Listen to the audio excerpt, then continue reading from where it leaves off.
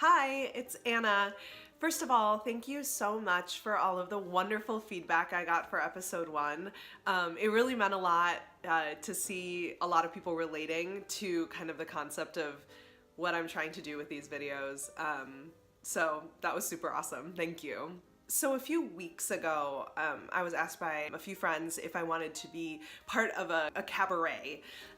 They called it Collaborate. It was a pretty cool event, hosted at a kind of like a movement studio here in the Twin Cities. And I of course said yes. Right now I'm kind of in between gigs. So December has been kind of a lull for me, which has been nice, but being in between gigs can make you go a little crazy. So I've been trying to take every opportunity I can to do like smaller gigs here and there. But I didn't really think of like what I really wanted to do. A few weeks passed and all of a sudden, you know, it was like 2 weeks away and I was like, crap, I need to think of something to do. And I really didn't want to sing opera because I do it all the time. I wanted to kind of like, you know, do something different. And I didn't want to do musical theater because again, it's kind of just like something I always do. And so I was thinking and I was like, what kind of music do I not typically perform? And I thought of jazz standards. I, you know, put together a few songs that I liked, and I got together with a friend of mine who does a lot of jazz music. And I went over to his house and he kind of like putzed around on the piano and guitar, and we found like the right key that I wanted to sing in, and I downloaded this awesome app that has a bunch of these like charts on them. But I felt like so dumb.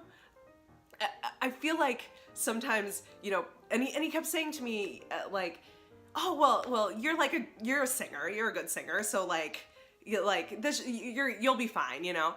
And like, I was so overwhelmed and confused, cause I you know, it was just so unfamiliar to me. And I feel like so many times people will say to me like, oh, well, you do opera, so you can like do this. And it's like, can I?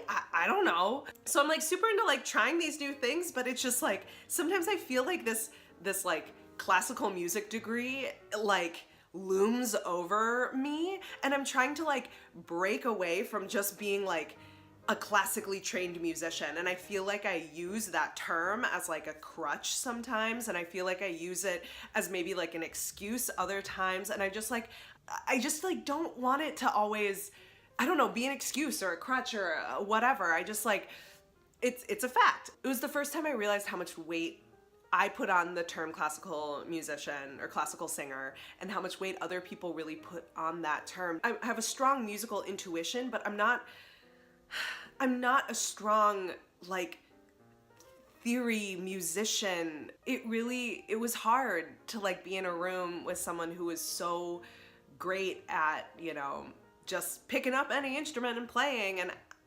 I felt so lost, and I hated that. However, I walked away with some like really awesome tips, and the performance went pretty well.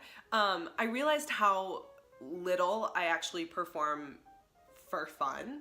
I'm not thinking of like technique like all the time, which I find myself doing a lot when I'm singing classically, or even when I'm singing musical theater pieces. But I found myself kind of relaxing into the music, and just like, you know, another friend of mine was playing the guitar with me, and it was very much just like, I felt like it was just like two friends like hanging out and like singing, and I was like, this is like so much fun. And like, we made mistakes, which like, oh well, but like it was so much fun to just like relax. And I was like sitting on a stool, and I like had some wine, and it was so fun. And it really reminded me like, gosh, like performing and singing, it's like, I love doing this. It's really fun. And sometimes I feel like, you know, the technique of like singing opera and singing classically can kind of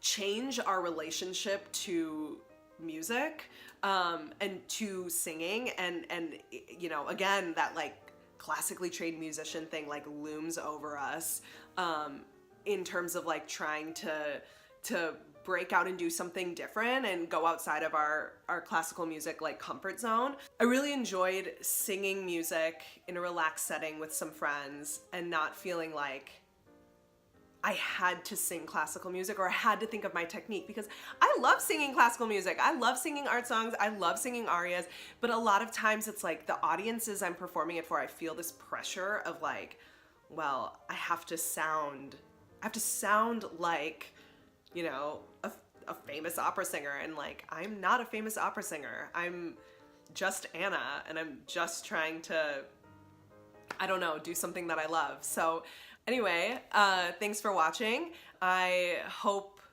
maybe this sparked some thoughts into your head about if you're a classical singer, breaking kind of outside of that and what that feels like, and juggling being a classical singer and wanting to do other things. And if you're not a classical singer, what are some genres that like really speak to you?